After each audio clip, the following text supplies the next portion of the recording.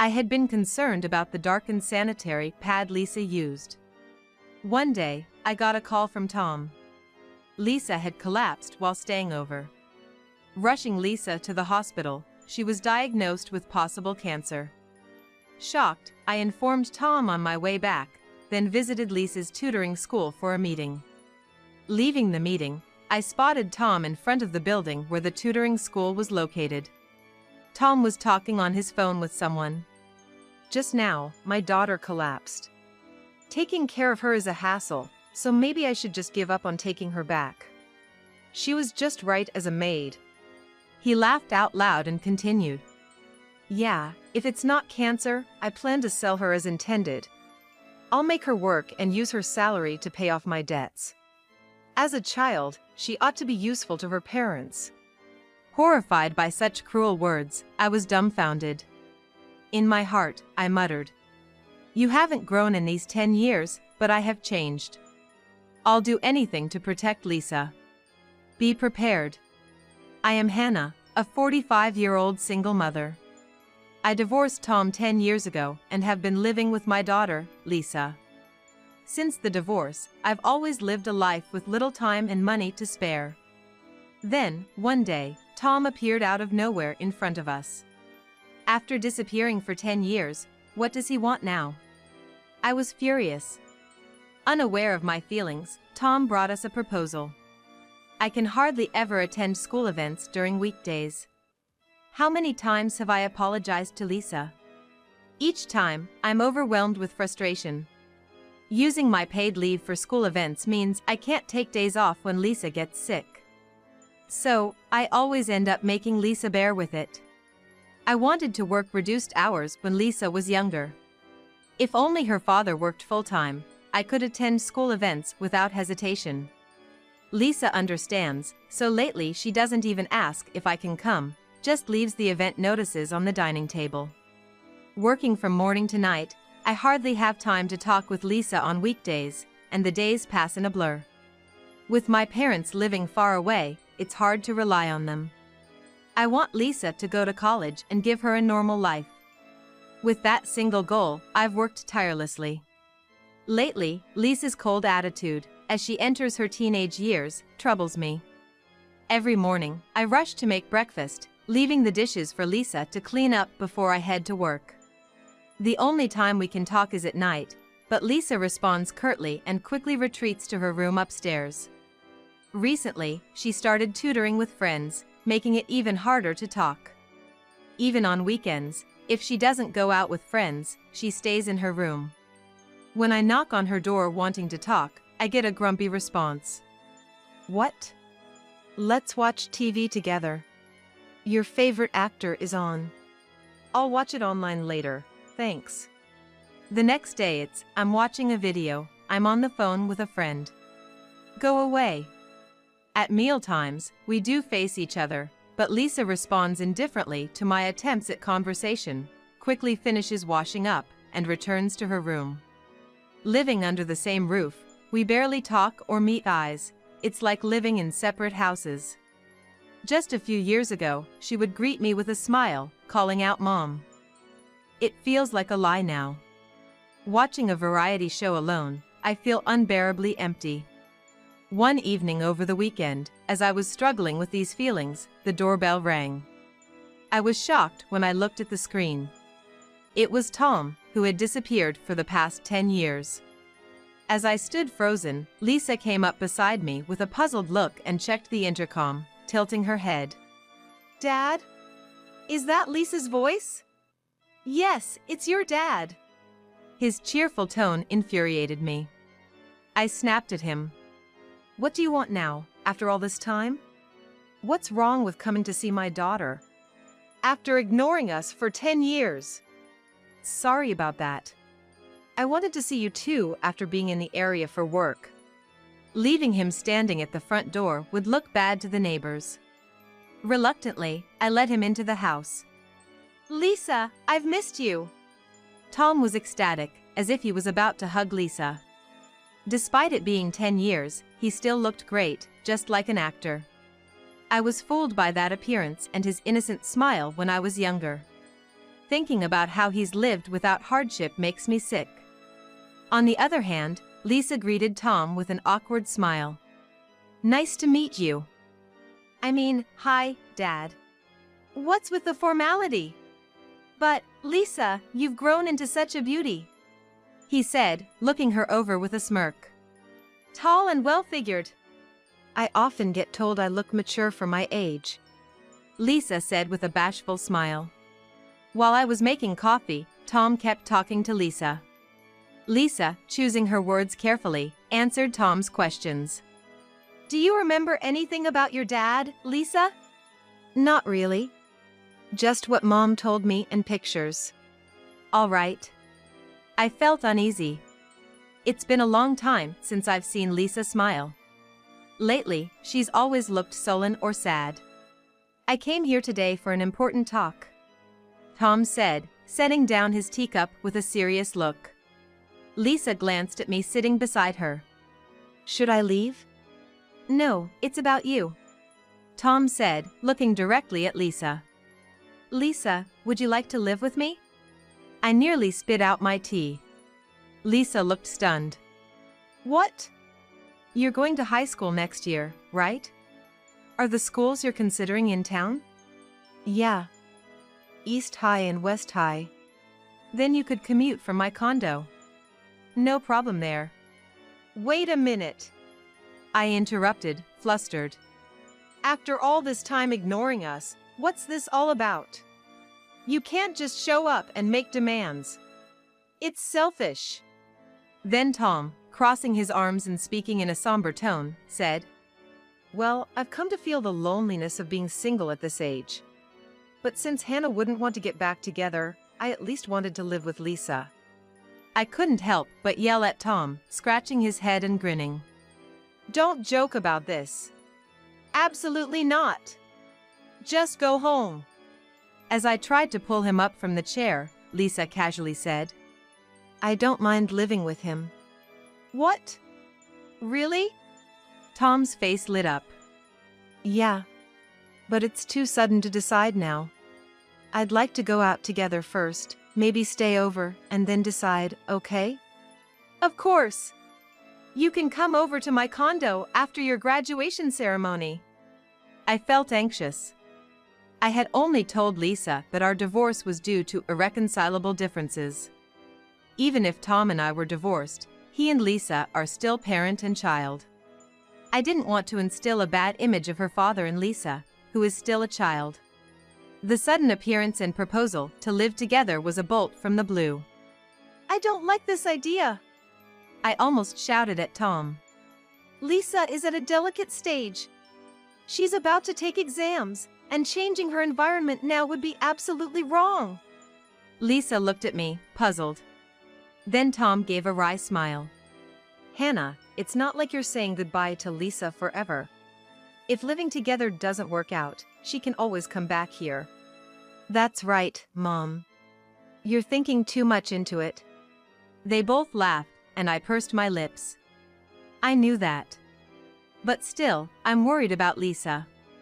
Oblivious to my concern, Tom cheerfully suggested. So, let's go out tomorrow. Where do you usually go with Mom? Or maybe you hang out with friends? Lisa smiled awkwardly.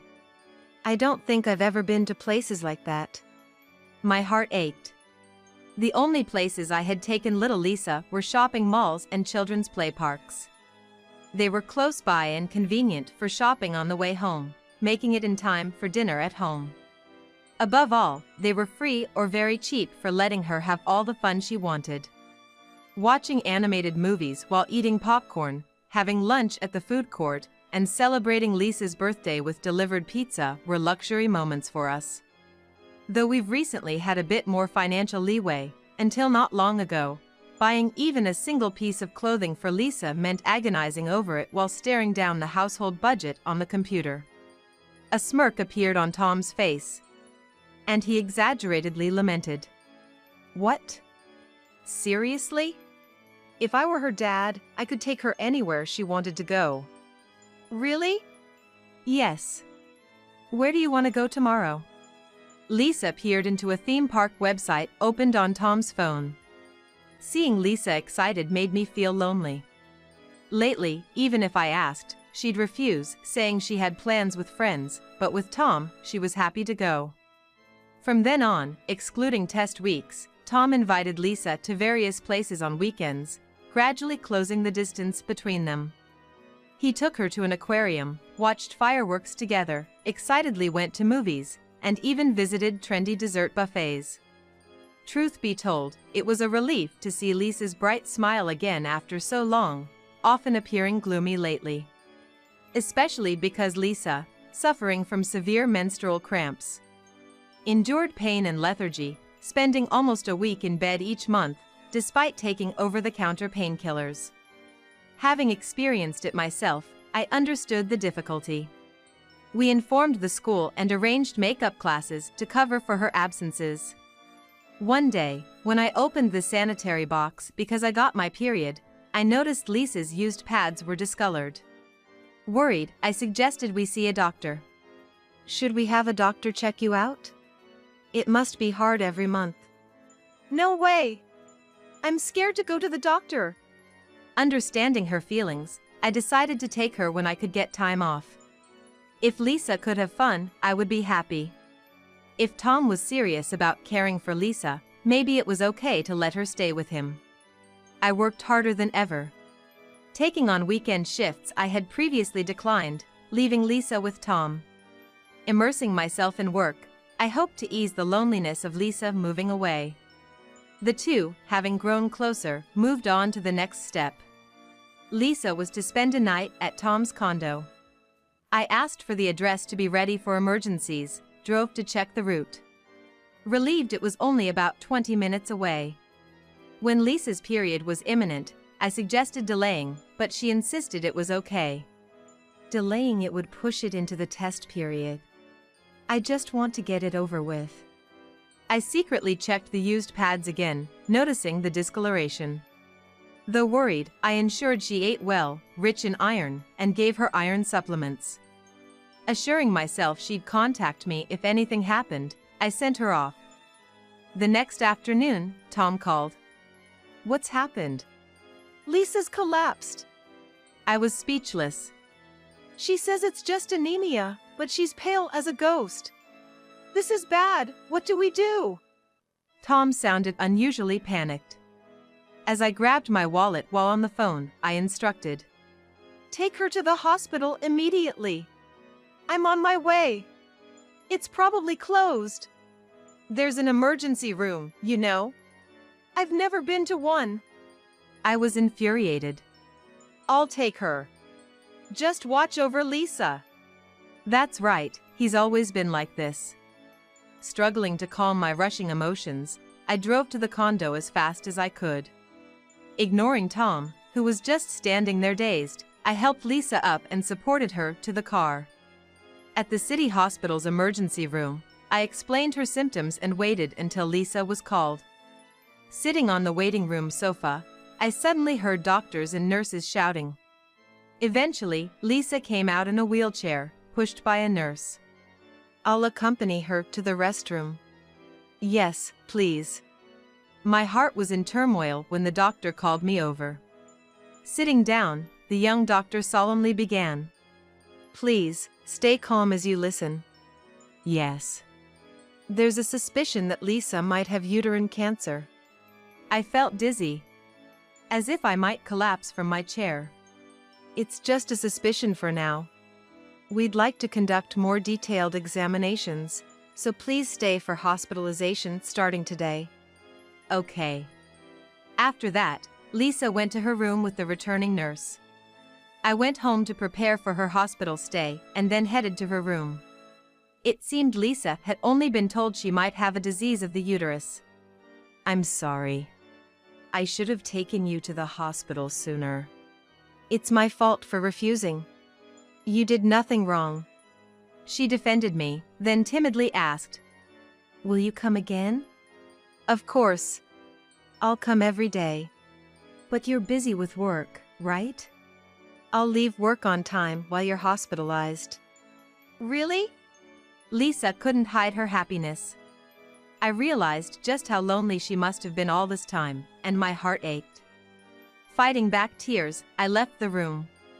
I couldn't leave without saying a piece of my mind. Returning to the condo, I found Tom laughing at a video on his phone. Rage boiled inside me. How can you be so carefree? When I confronted him, Tom turned around, munching on chips. Hey, welcome back. How did it go? She might have uterine cancer. Whoa, really? That's bad. After a pause, Tom said, Maybe we should call off the living together thing. Of course. I can't trust you with this. It's gonna be thoroughly checked, right? Hope it's something lighter. Let me know the results. Tom went back to watching his video, as if it was someone else's problem. Despite being her father, he seemed indifferent. Filled with indignation, I drove back home. Driving in frustration, I remembered today was the meeting day at Lisa's tutoring school. I changed direction and headed towards the station. After the meeting, as I was leaving the building to go to the parking lot, I saw a familiar figure. Tom, who I had just parted ways with, was smoking a cigarette in front of a store on the first floor of the building, talking on the phone.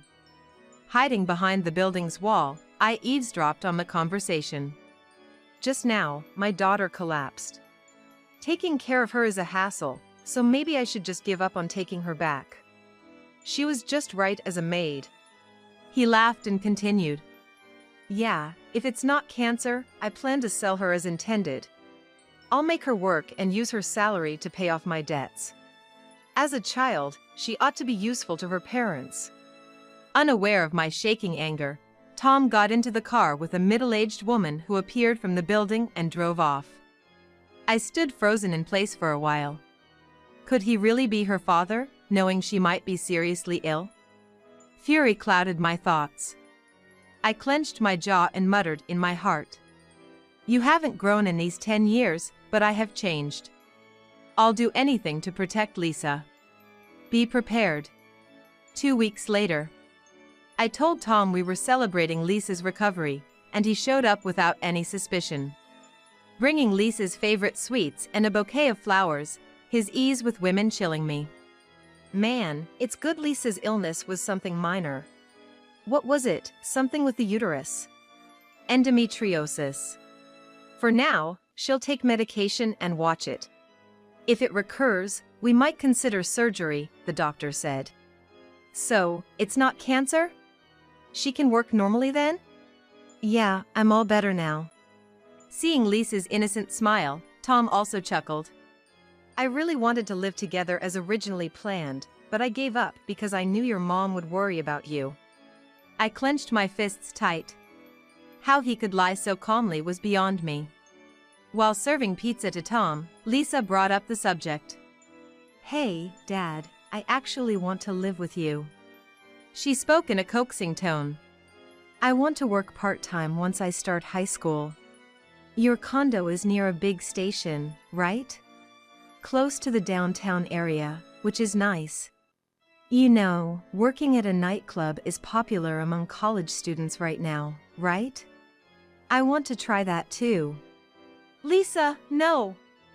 You can't work in those places until you're 18, right, Tom? Tom forced a smile.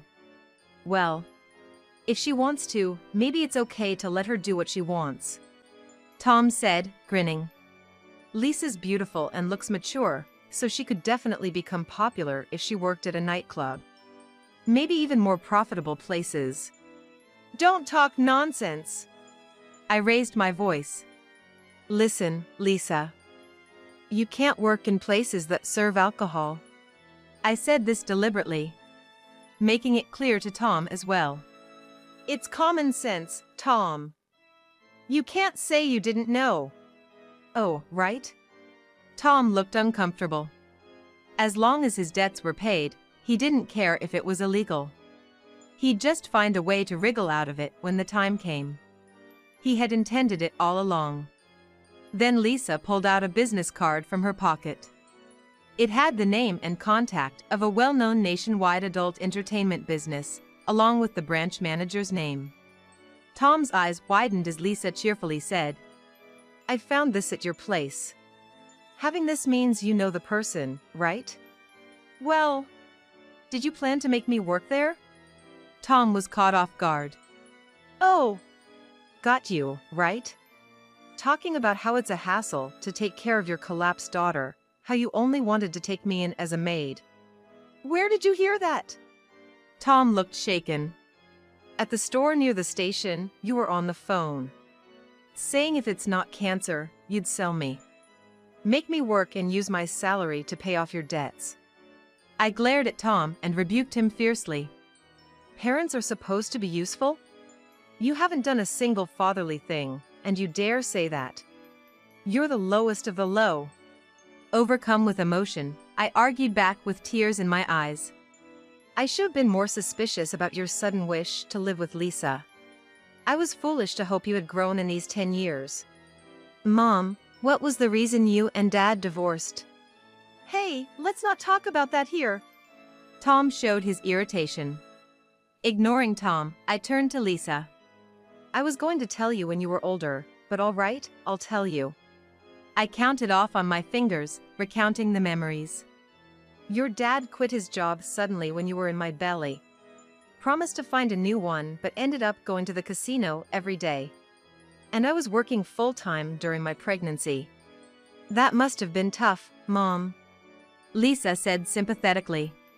"Even after I returned to work, he didn't look for work or do any housework, and gambled away my salary on drinks and gambling. That's when I handed him the divorce papers after we fell behind on our condo rent." "Did I? Don't remember that." Tom scratched his head as if it was someone else's problem. "Plus, the child support agreed upon during our divorce only came through for 2 months.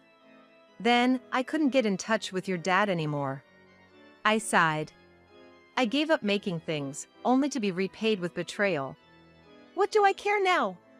Tom muttered dismissively. Then turned to Lisa with a forced smile, speaking in a gentle tone. "Lisa, who do you believe, your mom or your dad?" Huh? It's true I thought it'd help if Lisa did some chores around the house. But the idea of selling her to a nightclub is outrageous. You're misunderstanding something, Mom." Lisa furrowed her brow. "Wait a second."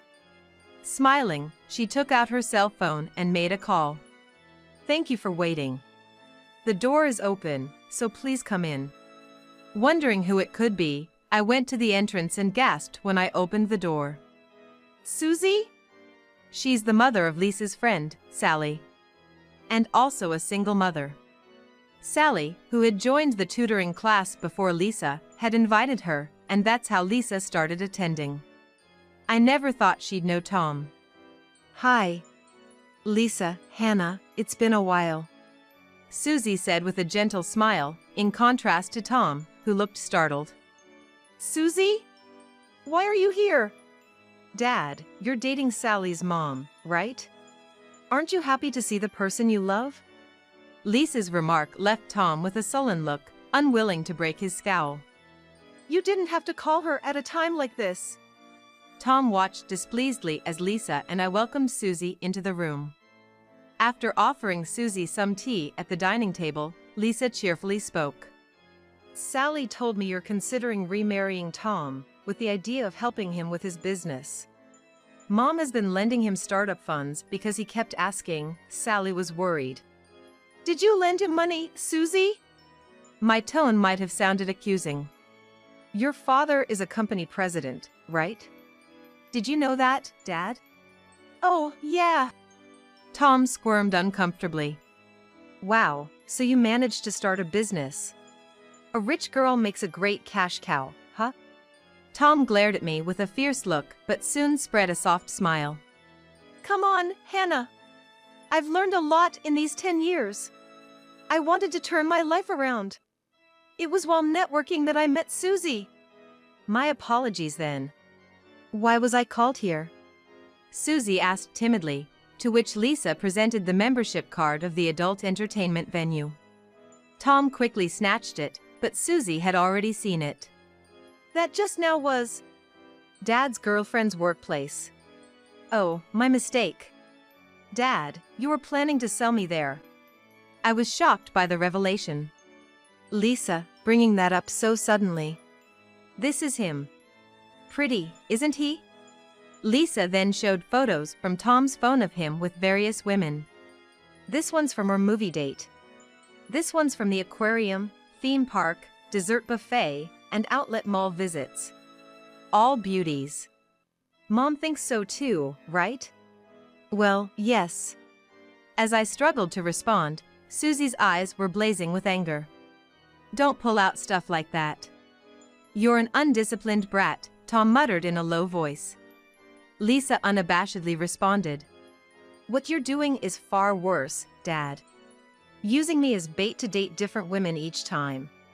I heard all your complaints about how tiring it is to babysit. Then, Lisa laid out another card on the table. my credit card? You used it without permission? My eyes widened. It was the card I used for paying rent and utilities. I hadn't noticed unauthorized use because the bills were being paid as usual. I hadn't changed the PIN from the old one. Dad bought a designer bag with it. I've already stopped its use, so don't worry. Lisa returned the card to me and then looked Tom in the eye, asking, By the way, Dad, are you working? Must be unemployed. Using the money borrowed from Susie and his debts to splurge on women. Stop it! I was just having fun with some women. Susie, don't believe what they say. Tom's defensive tone faltered as Susie stood up. Her gaze stern. I've been patient, not seeing you because you said you were busy with work, and just kept supporting you financially. To think you were cheating with multiple women. Just as Hannah said, I was nothing but a cash cow to you. Unforgivable. I said it was just for fun. They were part of my job, just accompanying me for meals and shopping. You wouldn't understand the real world, being a rich girl and all. Trying to smooth things over, Lisa then scattered receipts like rain from above. Dad, is visiting various hotels your hobby? You used Susie's money for this, huh? Wow, there are suites in famous hotels here. Quite extravagant. Damn, you stole these from my room? What a little thief! I clapped back at Tom's cursing. Tom, you've really outdone yourself. 10 years ago, you quit your job while your wife was pregnant to indulge in gambling, made her work after giving birth to cover your debts, and then dodged child support. And now, you've conned money from your daughter's friend's parents, planned to sell your daughter to a nightclub, and used your ex-wife's card for shopping. You never fail to meet expectations, truly. Susie's face turned into one of pure fury. Susie, don't listen to them. They're a pair of liars. Those cell phone pictures must have been doctored.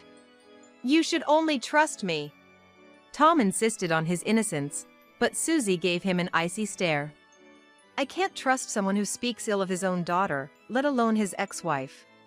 Stunned by Susie's rebuff, Tom was at a loss for words. I won't be seeing you anymore. I'll have my lawyer contact you tomorrow to demand the money I lent you back. Huh? Look, suddenly demanding $20,000 is impossible. Susie brushed off Tom's desperate attempt to hold her back and stormed out, anger in her step. Damn, there goes my cash cow. Tom muttered bitterly, then turned his bloodshot eyes on me. You're gonna pay for this. I don't know anything about that. Were you even serious about marrying Susie, or is it going to be a case of marriage fraud? Tom sneered, ignoring my words. Right, not just Lisa, Hannah can work too. That way, I can pay off my debts quickly and go back to enjoying myself with women. It's only natural for families to help each other out in times of need, right? You two work for my sake. Dad, we've long cut ties with you. Ignoring Lisa's dismay, Tom pulled out his phone. Manager, let's proceed with that plan I mentioned. Including my ex-wife. Huh? You're canceling? Why? While Tom argued over the phone, the doorbell rang. Detectives? Police? Lisa opened the door to let in two men in suits. The arriving detective showed Tom his badge and asked formally, Are you Tom? We've received a report from the nightclub manager about suspicions of child abuse and fraud. We need you to come with us, please. Huh? Tom turned pale as a ghost. I haven't done anything. Are you sure you've got the right person? Tom's shaky voice and evasive eyes made him look all the more suspicious. Attempting to falsify your underage daughter's age to employ her at the establishment. Despite her refusals, you insisted. We had to report it after being troubled by your persistence. Those meddlers. Tom's protest was cut short as he realized resistance was futile against the imposing detectives. He was quietly led away to the patrol car. The investigation revealed that Tom had conned multiple women besides Susie. He had promised business ventures and hinted at marriage to extort money and goods. In reality, he was unemployed, sustaining himself through gambling. The debts he accumulated were paid off with the swindled money, and the remainder was squandered on girls. After receiving a prison sentence, Tom repaid the money to both me and Susie upon release. Child support and the credit card expenses to me, and the falsely claimed business loan to Susie, along with damages for marriage fraud. Both Susie and I had warned him, if you run, we'll sue, so he probably compiled out of fear. Attempting to borrow money from friends and in-laws after the incident, Tom found himself shunned by all, now aware of his deeds. Burdened with a significant debt, he could no longer borrow money, so our repayments were arranged in installments. If payments lapsed, we had arranged to seize his bank account. Tom, working earnestly for the first time in decades, found that almost nothing remained after repaying me and Susie. Recently, he quit gambling and clubbing, spending his time in a dimly lit apartment when not at work. After the police car with Tom drove off, we resumed Lisa's welcome home celebration, which had been interrupted. I served Lisa's favorite omelet and added fruit for dessert. Sitting across from Lisa, I took a moment to reflect. I was worried about what I'd do if Lisa ended up with Tom. After Lisa's eyes widened, she said in a gruff tone, trying to mask her embarrassment, I don't need to hear why you divorced to know what kind of person he is just by spending time with him. Yeah, that's true. When it was just the two of us again, Lisa reverted to her terse way of speaking. I felt a bit sad, thinking our interaction might decrease again after having fun teaming up against Tom. I just wanted to see what going out with Dad would be like. I never intended to live with him from the start. Really? Of course. My family is just you, Mom. Tears nearly came to my eyes as Lisa said this with her lips pursed. That's right, yeah. Lisa didn't respond, but started eating her omelet rice. How is it? Good. I always say it. Mom's omelet is better than any restaurant's. Can I have seconds? Watching Lisa eagerly ask for more made me smile naturally. Lisa will eventually stand on her own one day. Until then, I want to cherish the happiness of being together and enjoy our time as a family. That's what I felt.